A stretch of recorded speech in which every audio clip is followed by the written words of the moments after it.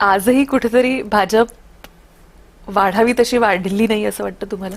नाही, भारतीय मी निश्चितपणे त्याला म्हणता येईल समाधानी जिल्ह्यामध्ये आहे, कारण की भाजपचे सातत्याने जास्ती आमदार निवडून आलेले आहेत. 9 आमदार भाजपचे आहेत आणि ते जास्ती आहे सर्वांपेक्षा. त्याच्यानंतर आत्ताच्या काळात तर महापालिकांमध्ये देखील भाजपचा परफॉर्मन्स चांगला आहे. पण बऱ्याच वेळेला युतीच्या याच्यामध्ये काही वेळेला कॉम्प्रोमाइजिंग सेंटर जे आहे ते या ठिकाणी येतं.